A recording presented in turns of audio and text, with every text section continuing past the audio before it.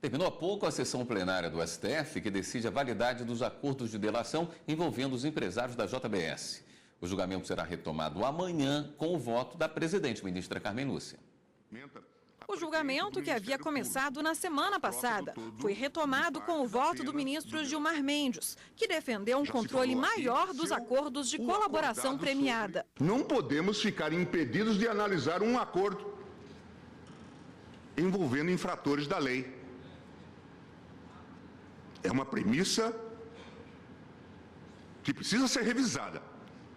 Não pode ser dita aqui. Para ele, as delações são importantes, mas devem ser controladas. Estou reafirmando a importância que a colaboração premiada tem para a apuração de crimes.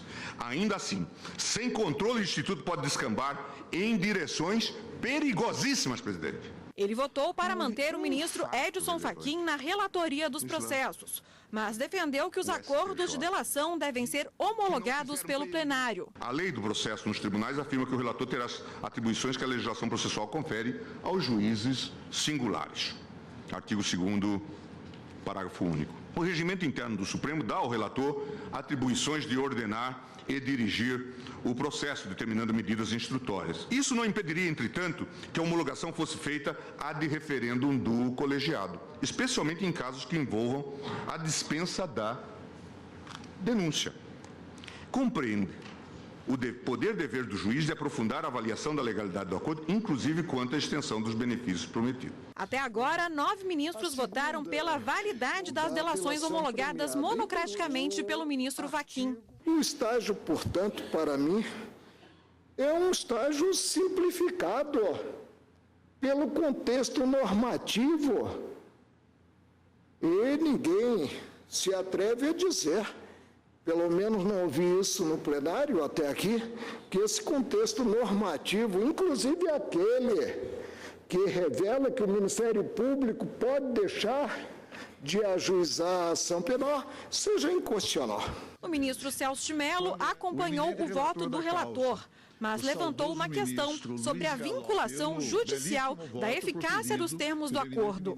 A referência que venho de fazer ao importantíssimo papel assumido pelo Ministério Público não significa, contudo, que o Poder Judiciário desconheça os direitos e garantias fundamentais de que são titulares todos aqueles que sofrem persecução penal por parte do Estado, qualquer que seja o delito que lhes seja imputado.